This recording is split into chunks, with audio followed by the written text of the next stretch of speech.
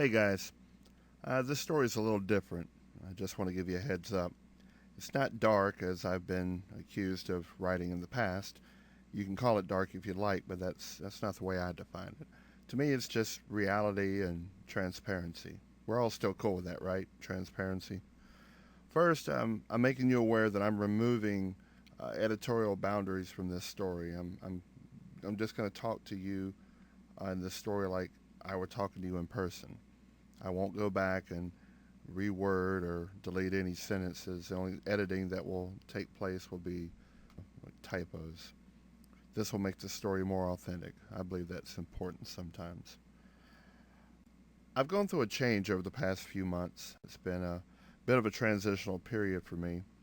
Most of you that know me most likely believe that I'm extremely outgoing, and you know that I can sometimes be extremely talkative.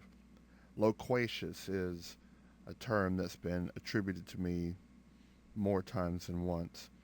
I've been told many times that I talk too much. That actually used to bother me until I realized that they were all actually right. I guess that came from a time in my life when I was alone and never had another person to talk to. So when someone finally came along, I had so much built up that I just had to say, and it would spew like a busted water main. I really had to get that under control. Truth of the matter is this: if I talk to you at all, it's because I like you as a person. What I mean by that is I don't speak to people that I don't like, and I speak very few words to strangers. I'm actually a very shy person.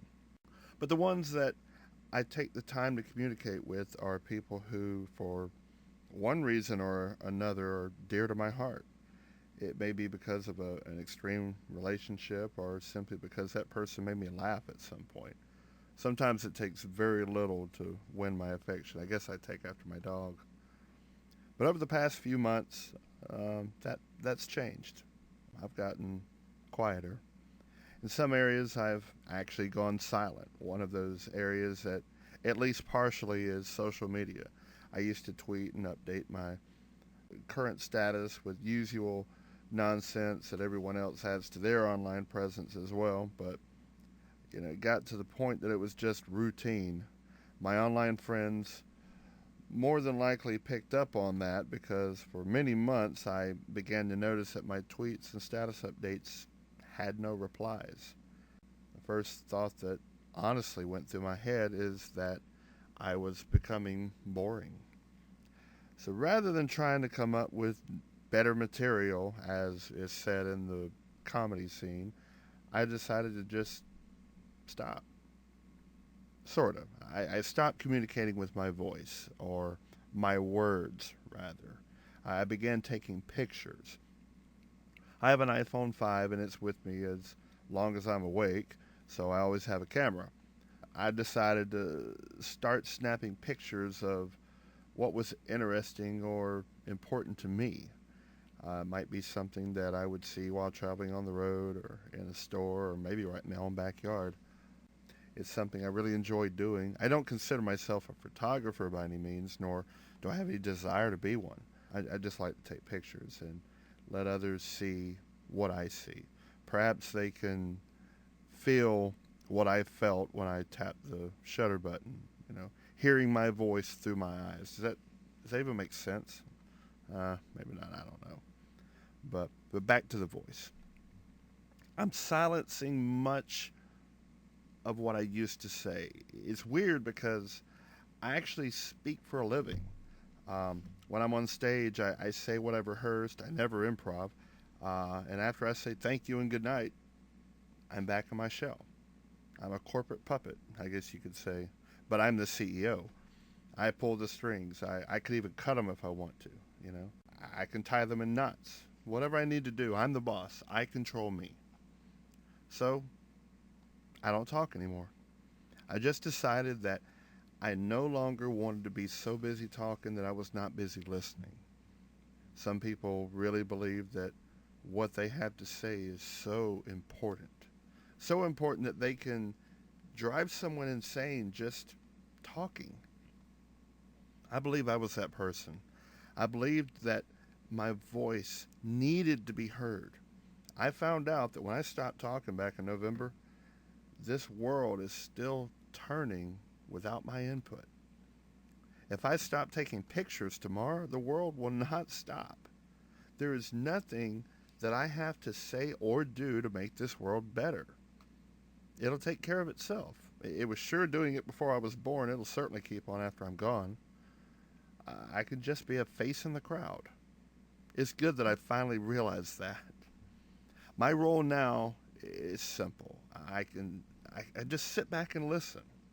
I listen to what's around me, the people, the birds, the winds, cicadas. It's cool. I like it. My phone rarely rings, so I've lowered my calling plan. I send less text. I receive even less than I send. I hit the stage a few times a week and say what I've written, and it's back to the hotel or the bus or plane or sometimes back home for a break. Sometimes I'll go an entire day without ever speaking a single word. It's actually interesting. Sometimes I don't even realize that I've done it until the end of the day. I look outside and the moon is still shining. The stars are not falling, and in the morning the sun still rises in the east. Nothing changed because of my words or the lack thereof. See how simple it is? And some of you are probably thinking, I'm suffering a breakdown. No, I'm not. I'm not depressed. I'm not. I'm not anything. I'm just here. I'm I'm here and I'm in this queue, just waiting for whatever comes next. I have no idea what next will be. I know that death will eventually happen, and that's only because of the circle of life. I'm not going to try to rush it, but I'm not going to try to rule it out either. I already know that it'll eventually happen, but in the rest of that time between my birth year and my death year, I'm just here hanging out. I'll keep on saying what I say on stage until the people stop paying me to come back, and I'll make it as funny and edgy as I possibly can for as long as I can. It sure beats honest work. But as far as my time off stage, it's different now. The voice has spoken. It feels less clear than before. It has a scratchy feel and a gravelly sound to it. It's not as appealing as before. It's out of tune, no harmony. That's really the only way I know to describe it. Maybe I've popped something and the voice just needs to heal. Maybe I'm just wishing for something that's not meant to be. Maybe I finally got it and I need to accept it and move along. I suppose only time will tell. I just want to let everyone know I still love you all. The only thing, and that'll never change, okay? The only thing that will ever change is my journey. I will not look at it as a bad thing because for me, it's the road not taken. I have no idea what lies ahead. It could be awful, but at the same time, it could be the greatest thing that ever happened for the remainder of my life. I won't know if I don't try. I have to try. But I mean this. I love you all. I never have, nor will I ever take your friendship lightly. As I move forward, I will take what I've learned from you and use it to make better choices on my road ahead. I'm not encouraging anyone to follow my footsteps. This is my journey. I travel alone. Do what works for you. I'm doing this until it doesn't work anymore, and even then, I'll probably try to make a way where there is no way. I'm pretty good that way. Thank you, everyone, for your kindness, for your love.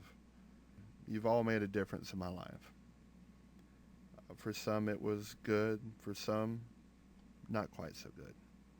But I soaked it all in like a sponge, and now I am who I am because of whom I surrounded myself with. That's what our impact does to those we're around. Never forget that. We all make some sort of difference. I don't know how to properly end this, so I'll just say, see ya.